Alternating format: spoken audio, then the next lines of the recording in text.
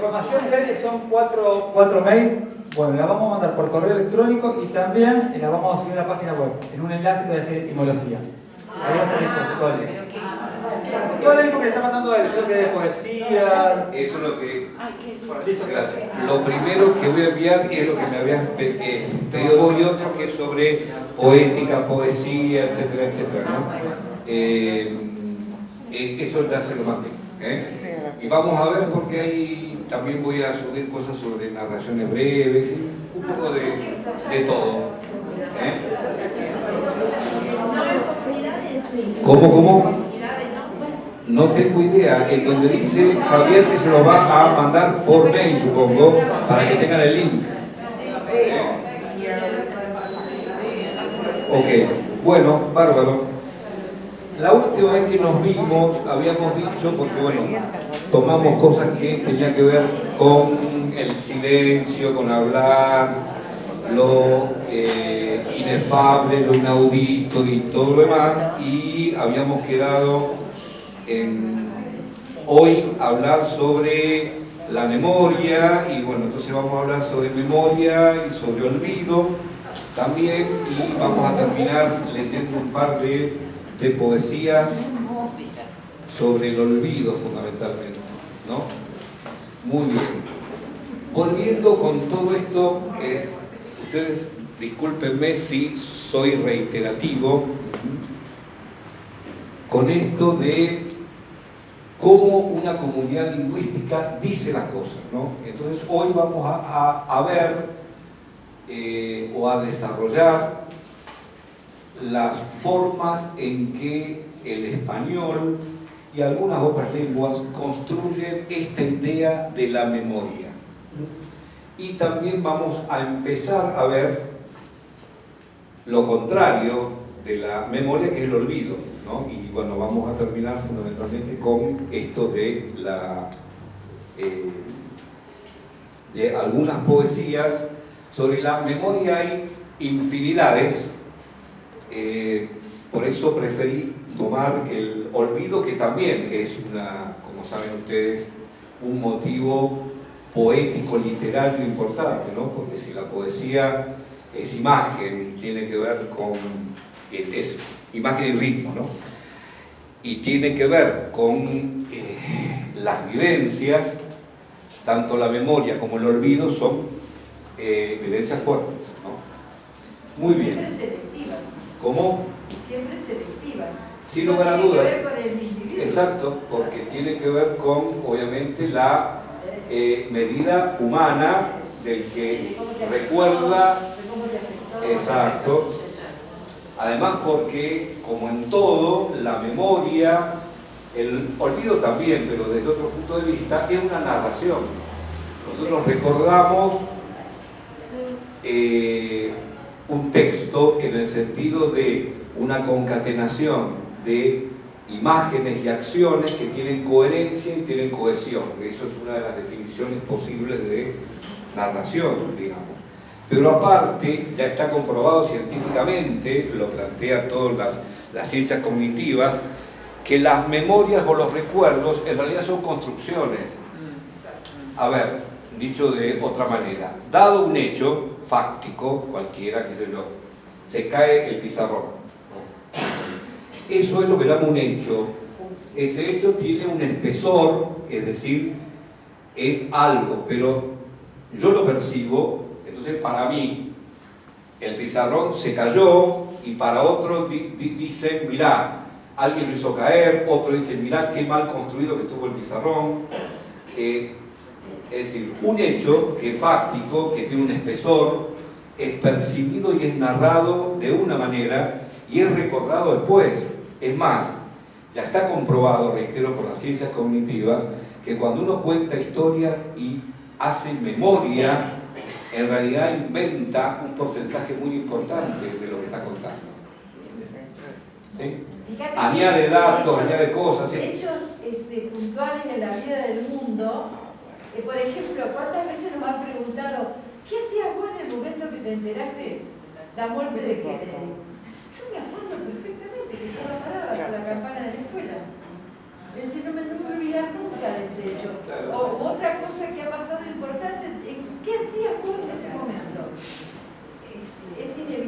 es atar la vivencia personal con lo que uno recuerda. Claro, pero además, a lo largo del tiempo, las personas vamos inventando recuerdos y memorias. Exacto, porque a su vez ese hecho, por eso es que hablamos de un espesor, se va completando con todas las vivencias posteriores. Tenemos tantas cosas que por ahí no, pero la vamos mejorando. No, y se recuerda a la última versión, la versión última de la orquídea y se recuerda. Pasa inclusive que uno cuenta algo y alguien que era testigo dice, pero eso no es así. Vos ni estaba en ese lugar, ni tenía eso, ni... O estuvieron juntos y cada uno recuerda. Eso necesariamente es así. Porque reitero, el hecho fáctico, en realidad inclusive la filosofía desde hace mucho tiempo que viene cuestionando la existencia de los hechos físicos, ¿no? Algunas teorías, por ejemplo, en la teoría fenomenológica, que es la que más se acercaría, dice, hay un fenómeno, que es un hecho, digamos cualquiera, pero tiene que ver con la percepción. Existe, por ejemplo, el pizarrón cuando yo no lo miro. ¿Y yo cómo lo sé? Bueno, algunas dirán, claro, porque tiene estructura atómica, porque está... Pero muchos se han cuestionado y dicen, cuando yo no lo miro, ¿qué pizarrón existe? Sartre y otros existencialistas dirían, los objetos se crean, y esto lo dice el método científico, a partir del sujeto que los mira. ¿Existen por fuera de eso? Probablemente sí, por eso es que se habla de un espesor o un dato, pero los fenomenólogos dicen, bueno, pero entre la realidad y yo creo un fenómeno que es lo que yo percibo. ¿Qué sé yo? A ver, ¿el rojo existe? Ustedes dirán, sí, porque lo veo. ¿Pero qué es el rojo? El rojo es un fenómeno físico que tiene que ver con la refracción de la luz, que en ese momento da de una manera tal que mi retina y mi ojo lo percibe. Los perros aparentemente ven todo en blanco y negro y en gris. Y si un perro está frente a algo rojo, ¿el rojo existe?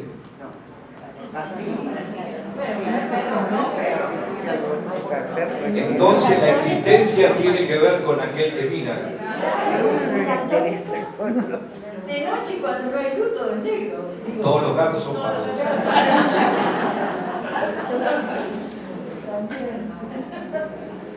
Sí, qué sé yo. Son cuestiones obviamente que hacen a... Sí, son preguntas de la fenomenología, de la nociología, que es la que plantea la posibilidad o no del conocimiento. Digamos, Platón decía, por ejemplo, que el conocimiento es por recuerdo, ¿no? Desde una perspectiva idealista. De hecho, el primero, que más o menos, no es el primero, pero es el primero en Occidente que determina eso de las ideas, por eso el idealismo. Y hace toda una construcción bastante simple pero compleja, por el cual el conocimiento es recuerdo o reminiscencia, ¿no? En el sentido de que uno recuerda lo que ya vivió estando en el mundo de las ideas. Por eso el conocimiento es recuerdo, digamos. Pero él dice, esta realidad que vivimos nosotros no es la realidad. Es un reflejo de la verdadera realidad que está en el mundo de las ideas. No es esta. Nuestra percepción en realidad es una percepción equivocada. Los otros dicen, no, lo único que existe es lo que yo toco y palpo. El resto, no. Es decir, son formas distintas de cuestionarse, pero que de alguna manera sirven en el momento en que uno piensa de una perspectiva psicológica, neurológica, cognitiva, cómo nosotros conocemos, pensamos la realidad en este caso. Bueno, con la memoria y esto pasa lo mismo, ¿no? Es decir, cómo nuestra lengua y otras, que vamos a ver algo parecido, dicen esta operación de recordar, ¿no? Entonces vamos a ir, había empezado yo por otro verbo, pero vamos a ir por este verbo primero, porque es el quizás más cercano que tenemos nosotros, que es el verbo memorar, ¿no? En español, memorar. Memorar viene de un primitivo. Ya habíamos dicho antes que el primitivo es una palabra que en la lengua originaria, en latín o griego, no tiene otro origen conocido. Es decir, que es el más básico, digamos, ¿no? Que es de otro verbo, que está prácticamente copiado, que es el verbo memor. Es un verbo que en latín, diríamos, es deponente, porque es interesante, porque tiene forma pasiva, pero significado activo. Y memor significa almacenar en la mente. Eso significa, almacenar en la mente. Y nosotros lo entendemos, en memorar también, pero quizás es un verbo que no utilizamos mucho como primitivo, pero sí en otro verbo que es memorizar, ¿no? Con esta forma, izar, que está indicando una acción, digamos. Memorizar, ¿qué significa? Hacer que algo entre y permanezca en la memoria. Eso es memorizar. Memorar existe también, porque de hecho está, si lo buscan en el diccionario lo van a encontrar, pero nosotros utilizamos más los compuestos. Rememorar. Exacto.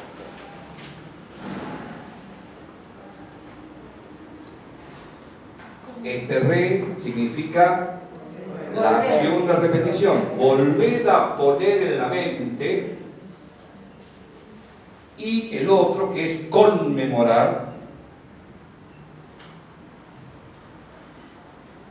Este con, también preposición o preverbio, significa compañía, ya lo hemos dicho, ¿no? Que el latín, como pasa en español, tanto el instrumental como el de compañía, que es el asociativo, van juntos, por eso este con significa con qué o con quién yo hago la acción de volver a la mente. Por eso conmemorar implica y tiene esa particularidad, una acción colectiva. Uno conmemora cuando hace algo públicamente o en conjunto.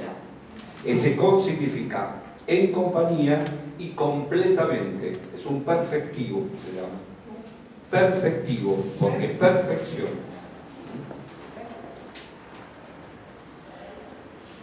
Pero conmemorar no es también una especie de recordar, homenajeando. Por eso digo, es público y es colectivo. Ah, Claro, es eso. Por eso es que tenemos conmemoración. Obviamente, nosotros vamos a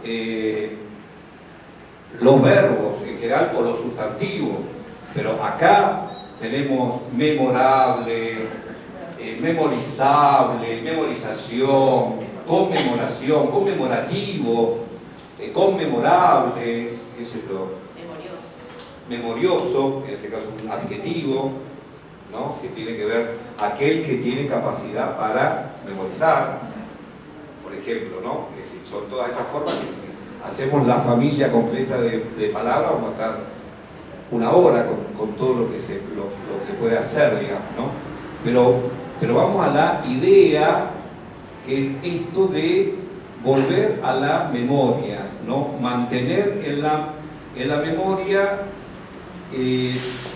Este con significa celebrar públicamente o en conjunto alguna memoria, digamos, ¿no? O algo, ¿no? Bueno, obviamente memorar da el sustantivo memoria, ¿no? Que en latín es exactamente igual, memoria, ¿no? Que viene de este primitivo, que es el primitivo memorar, memorable, etcétera, etcétera. Bien. Vamos ahora a otro verbo que quizás sea el más productivo dentro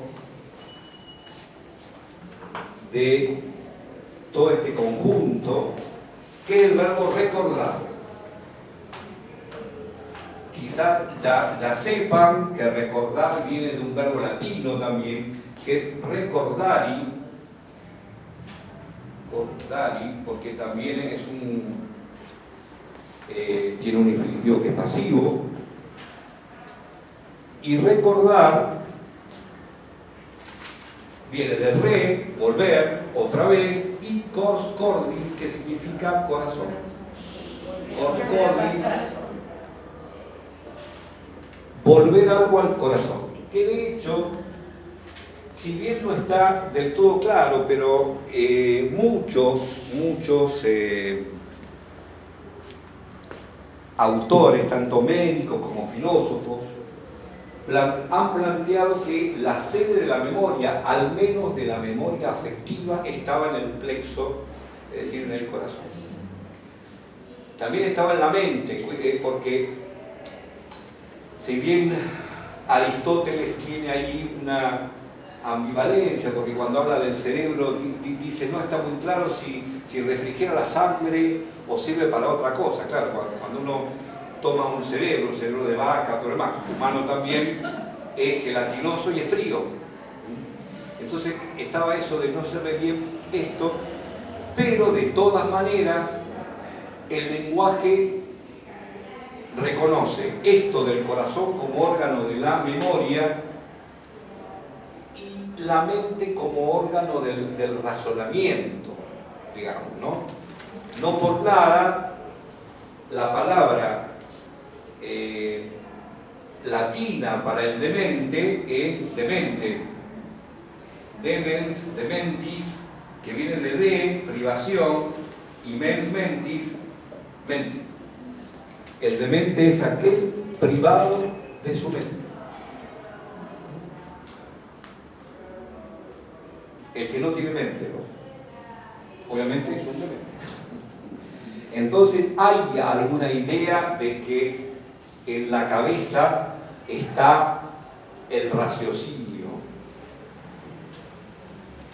pero no necesariamente la operación de la memoria esté en la cabeza, ¿no?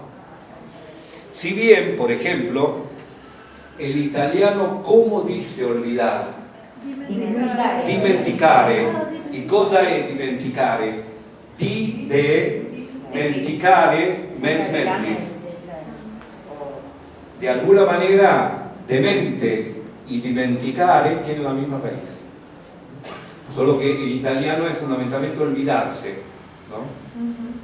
Es decir, perder el recuerdo que se tiene en la cabeza. Eso es el italiano. En español estamos más cerca de pensar el corazón como la sede de la memoria emotiva o la memoria afectiva, y después la sede de cualquier memoria.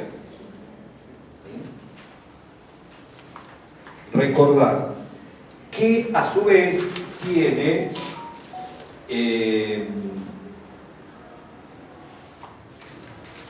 esta cuestión del corazón, del cors cordis, de donde viene también, por ejemplo, cordial, aquel que expone o se comunica con el corazón, eso es cordial.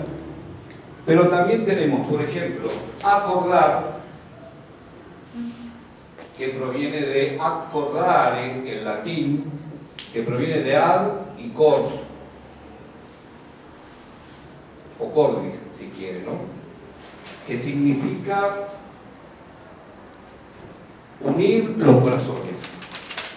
Es decir, habemos dicho varias veces que ese ad significa acercarse a alguien, tanto o algo que me le pego. Es decir, algo que a veces decimos que es corazón a corazón. Eso es acordar. Si bien con el tiempo pierde parte o buena parte de la carga afectiva y se transforma en una operación mental o racional. Uno acuerda cuando comparte el mismo pensamiento, pero etimológicamente significa acordar o compartir los mismos sentimientos. Esa es la raíz. De acuerdo.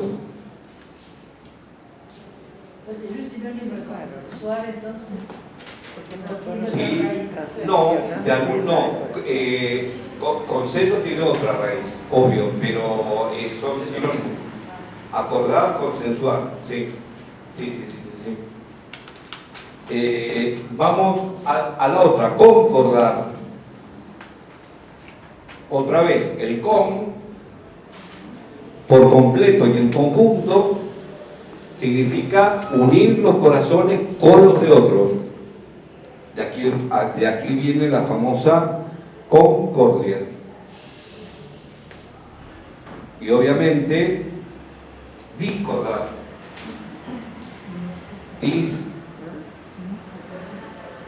En este caso también es un proverbio o una preposición y significa separar. Discordia, discordar, es justamente separar los corazones. Es decir, separar los sentimientos, separar los pensamientos también.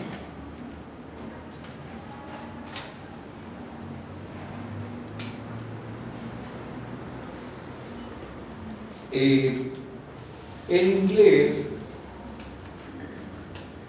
conserva todavía con esta idea del recuerdo o de recordar algo de memoria. Hay una locución que es learn by heart, que significa recordar o memorizar con el corazón. Y el francés utiliza la preposición o la construcción par cœur, que significa lo mismo, recordar de memoria, recordar con el corazón, tener en la memoria. Fíjense que hay toda una idea de el corazón como órgano de par cœur, claro, como órgano o como asiento de la memoria. A cœur, por la duda, es en francés, ¿sí? Esto sería una tradición latina o greco-latina de que por el corazón pasan los recuerdos, los pensamientos. Yo tengo una anécdota de Jung visitando México a una tribu de indios taos y que conversando con el principal, que sería el jefe, el cacique, él le dice: nosotros pensamos que los hombres blancos son alocados. Le dice Jung. Tienen los ojos achicados, la nariz recta, los labios apretados. Ellos siempre están buscando. No sabemos qué están buscando. Entonces dice: ¿y por qué dices tú que son alocados? Le dice Jung. Nosotros pensamos que son alocados porque dicen que piensan con la cabeza. Entonces Jung le contrapregunta: ¿con qué se piensa? ¿Y ustedes con qué piensan? Claro. Entonces este hombre, que se llamaba, me acuerdo, Ochiagua Llanos, que quiere decir mar de la montaña, le dice: nosotros pensamos aquí. Claro. A ver, si vamos a todas, a ver, hay mitemas. El mitema es un tema mítico que se va repitiendo en muchas culturas, que tiene que ver con el valor del corazón, ¿no? Por ejemplo, muchas culturas comían los corazones, guardaban los corazones, es decir, que el corazón era como la residencia del recuerdo, de la memoria, de la fuerza. Por eso muchas etnias mesoamericanas comían el corazón de los guerreros, se lo sacaba porque era la sede de la vida, porque además el corazón, ya, si bien los antiguos hasta prácticamente el 1600 y pico, no sabían esta cuestión de la sístole y la diástole, pero se sabía que el corazón tenía mucho que ver con la sangre. Y la sangre es un elemento fundante en muchas culturas y en muchos mitemas. Es decir, ustedes que habrán escuchado en muchas culturas esto de que la sangre llama o la sangre clama, ¿no? Pero, por ejemplo, en la mitología griega había 3 espíritus femeninos muy antiguos, que eran las Eirinias, de ahí viene es una Eirinia, que entre otras cosas perseguían a los asesinos, fundamentalmente al que asesinaba a un pariente o algo, cuando la sangre del asesinado tocaba la tierra. Por esta idea de que las Eirinias vengan la sangre. Esa es una idea que está en la mitología y que está en todo nuestro pensamiento, ¿no? Cuando uno dice, es la misma sangre. Sí, pero hoy pasa. La sangre es más espesa que el agua. Pero hoy pasa todavía. Te asesinan entre un narco que están tan cerca nuestro. Y le asesinan a uno y va y por venganza la sangre llama. Sí. La sangre capitalista llama, la sangre, También. ¿cómo se llama? Narcotraficante llama, no Lo sé. que sea. Se aplica a cualquier cosa, pero la venganza. Bueno, justamente esta idea de la sangre está unida al corazón también. El corazón siempre ha llamado la atención de alguna manera, ¿no? En muchas culturas, incluso en algunas vuelvo, se guarda el corazón, se lo diseca, esta idea, por ejemplo, a ver, tomemos parte de lo que es la religiosidad en el cristianismo, fundamentalmente, no tanto en las iglesias protestantes, pero toda esta cuestión del corazón de Cristo, el corazón de María, la santa unión de los dos corazones, la transverberación, que es cuando La sangre de San Genaro. de San Genaro Benedetto. Bueno, la transverberación, que es cuando un santo o una santa recibe el estigma y se le atraviesa el corazón, como a Cristo, digamos. Hay una cuestión importante ahí, diríamos arcana, en el sentido de antigua, no racional, mítica, emotiva, con el corazón, ¿no? Es más, eufemísticamente, cuando alguien muere, decimos, se le paró el corazón. Es decir, hay todo eso, independientemente, vuelvo, de la racionalidad que médicamente es bastante reciente. Dentro de todo, estamos hablando de los estudios anatómicos, al menos en el occidente cristiano, son de hace 400 años, no sé cuánto. Bien, eso está en la mitología. Cupido era el que iba tirando flechas, incluso tiraba flechas aleatoriamente. Por eso es que hacía enamorar a uno sí y al otro no, y hacía travesuras. Por eso es que se representa. Después en el Renacimiento lo hicieron como un angelito. Claro, están los angelitos con flechas. En realidad es una representación de Cupido, ¿no? Que hería los corazones, pero además desde muy antiguo, está atestiguado en Grecia, está atestiguado en Roma, etc. El amor es una enfermedad, ¿no? Por eso, enfermedad en latín se dice morbum. Por eso se habla, en latín se hablaba del morbum venerius, que es la enfermedad de Venus o la enfermedad del amor. Y se planteaba esto de que cuando uno se enamoraba estaba enfermo, no tenía sus sentidos, ¿no? Hay montones de poesías, Safo de Lesbos, tiene una poesía a una mujer en la que le cuenta todo esto, de que está enamorada, en realidad no se lo cuenta, está oculta. Y está enferma por el amor. Después Catulo, un par de siglos más tarde, en Roma, reproduce y lo traduce al latín, el famoso Carmen 51, en que también cuenta, porque está narrando, es como alguien que está viendo que su enamorada está con el marido y él está afuera, ¿no? Entonces dice, ille vi parece deo videtur, ille si faces superare divos, ille identidem te spectate tauti. Es decir, aquel que está sentado, aquel parece un dios, aquel si fuera posible supera a los dioses, porque está sentado frente a mi amada y la ve reír dulcemente, dulce ridente, ¿no? Dice, spectate taudit, la ve y la escucha reír dulcemente.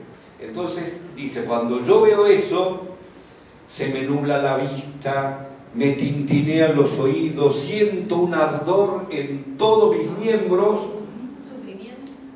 Terrible, claro, ¿por qué? Porque está viendo que la amada, que está casada, porque obviamente porque está con otro, y él la había escondido, está con otro y él no se puede acercar. Entonces llega un momento, en Safo se desmaya, Catulo como es varón y en Roma, no se desmaya, entonces la poesía termina y dice otium Catule tibi molestum est, es decir, para Catulo, que está haciendo poesía, es malo para vos, y termina y dice, muchas ciudades y reyes felices han sucumbido por el amor, con esta idea de que el amor es una enfermedad, ¿no? Viste que los turcos, que son hábiles comerciantes, cuando no quieren que alguien lo supere en el comercio, lo primero que le dicen es, ojalá te enamores. Claro. Porque dicen que el enamoramiento